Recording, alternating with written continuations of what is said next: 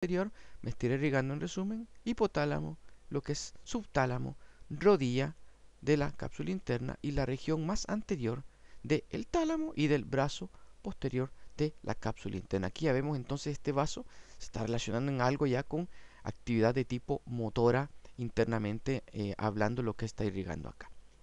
El otro ramo colateral era la coroidea anterior, es esta que va acá. Esta arteria coroidea anterior también en su recorrido va a irrigar una serie de áreas vecinas y luego se va a distribuir en la parte del parénquima del cerebro.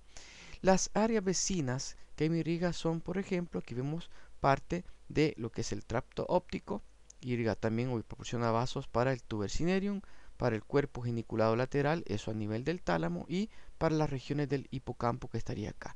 Tracto óptico, tuber cinereum, cuerpo geniculado lateral, hipocampo está siendo irrigado por esta arteria coroidea anterior. Esta arteria se va a dirigir para formar o para facilitar la sangre en el plexo coroideo de los ventrículos laterales, específicamente la región del cuerno lateral, del cuerno a nivel temporal. Ahí se va a dirigir la arteria coroidea anterior. No obstante, como habíamos dicho, igual proporciona irrigación a una serie de áreas motoras. Por lo tanto, un problema con esta arteria me va a dejar problemas, lógicamente, motores. ¿Qué me está irrigando? Si usted se fija, también me proporciona ramas para la rodilla y para el brazo posterior de la cápsula interna. Además, proporciona ramos para el globo pálido, que es un núcleo de la base, también tiene que ver con la regulación motora, así como parte del núcleo caudado, la cola del núcleo caudado. Esto, si usted se fija, lo puede asociar a que un daño en la coroidea va a causarme daños a nivel de las vías piramidales que bajan por acá. No obstante, igual a nivel del mesencéfalo, ella me proporciona vasos para el núcleo rojo y para la sustancia negra.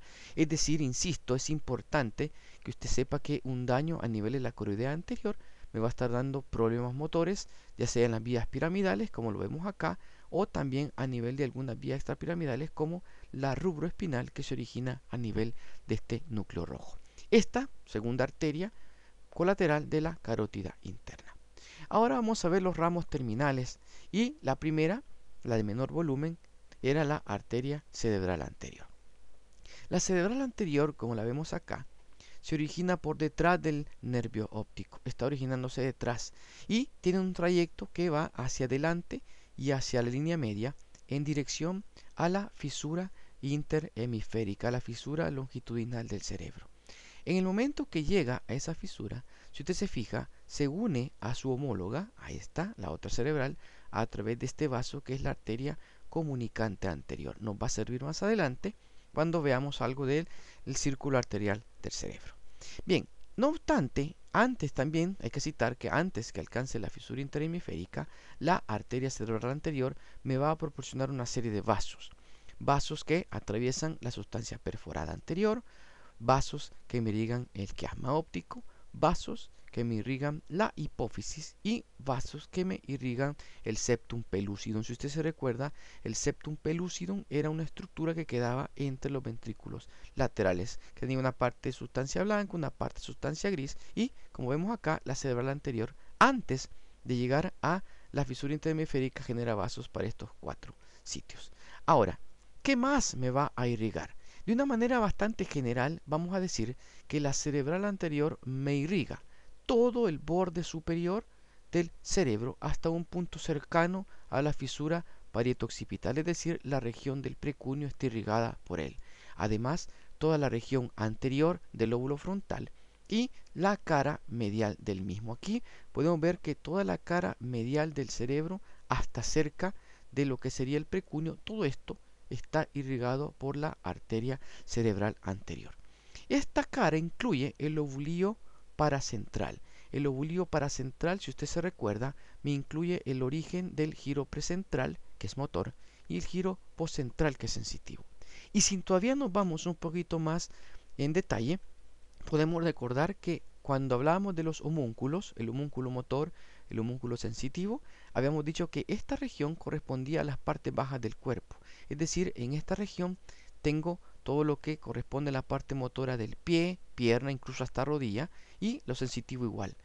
Es decir, en resumen, si se me irriga, si se me lesiona la arteria cerebral anterior, yo voy a tener una serie de problemas motores o sensitivos que los puedo ver reflejados en pierna, en pie, ya sea motor, insisto, o sensitivo. Bien, veamos qué arterias son las que me proporcionan la arteria cerebral anterior. Una muy importante es esta que usted ve acá. Esta que es la arteria central larga o recurrente de Heuner. Si usted se acuerda, cuando una arteria tenía un retorno o tenía un recorrido contrario al vaso en que se originaba, recibía el nombre de recurrente. Esta, por lo tanto, la arteria recurrente de Heuner o arteria central larga. Esta arteria se distribuye en toda esta zona, en toda esta región del lóbulo frontal, la región orbitaria, así como en el giro recto. En toda esta región me proporciona una serie de vasos de ramos corticales para toda esta corteza, pero además proporciona una serie de vasos que penetran y se distribuyen también en estructuras internas motoras. Por ejemplo, vemos cómo también se va a distribuir en la cabeza del núcleo caudado, en el putamen, en el globo pálido, así como en el brazo anterior de la cápsula interna. Si usted se acuerda, por este brazo anterior subían todas las radiaciones talámicas, muy importante para llevar la información a la corteza. La arteria central larga, por lo tanto, se distribuye en el giro recto, toda la corteza orbitaria del lóbulo frontal, así como en la cabeza del caudado, el putamen, globo pálido, brazo anterior de la cápsula interna. Bien, esa arteria, la arteria cerebral anterior, una vez que ha proporcionado la recurrente de Heuner, que está más o menos acá, me va a proporcionar esta siguiente arteria después. Esta arteria que es la llamada órbito frontal medial, que si usted se fija, está irrigando la región también orbitaria del frontal por la parte medial, porque la parte lateral va a estar siendo irrigada por esta arteria que veremos más adelante. Repito entonces, después de haber dado la arteria recurrente de Heuner, me va a proporcionar esta que es la órbito frontal medial que se va a distribuir por acá. Luego de proporcionar la órbita frontal medial, va a entrar en la cara medial del cerebro y por delante de la rodilla del cuerpo calloso me proporciona esta arteria que es la arteria frontopolar.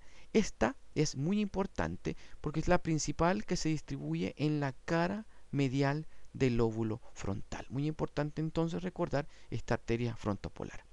Sigue la arteria cerebral anterior caminando por delante del cuerpo calloso y por arriba de la rodilla me proporciona esta arteria, que es la arteria pericallosa. La importancia de esta arteria pericallosa es que si bien me da una serie de ramos anteriores, mediales, etc., me proporciona esta arteria al final, que es la arteria paracentral, que, como habíamos dicho, me irriga este lobulillo, el lobulillo paracentral, que habíamos dicho hace un momento, me incluía el lóbulo, el giro precentral y el giro poscentral. Es decir, vamos acá. Primero me dio la recurrente, luego me daba la giro órbito frontal medial, luego la frontopolar, seguía y me daba la pericallosa que va a terminar dando la arteria paracentral, la callosa marginal, que es esta, y me termina dando aquí la paracentral. En ese momento que me da la callosa marginal, la arteria cerebral anterior se continúa acá como arteria pericallosa anterior. Vamos a considerar esta arteria pericallosa anterior como el ramo terminal de la arteria cerebral anterior. Si usted se fija, ella termina distribuyéndose hasta el nivel del precunio, que habíamos dicho que era el punto donde prácticamente finalizaba el recorrido de la arteria cerebral anterior. En un resumen, tendríamos primero aquí la arteria recurrente de Heuner, luego acá la arteria orbitofrontal medial, entraba a la cara medial, me daba esta, que si yo veo acá sería esta de acá, la frontopolar, seguía acá, me daba la callosa marginal, acá, que me terminaba dando este vaso, la paracentral, y luego continuaba acá como pericallosa anterior, para terminar atrás en la parte posterior irrigándome parte del precunio. Eso sería como el resumen de la arteria cerebral anterior.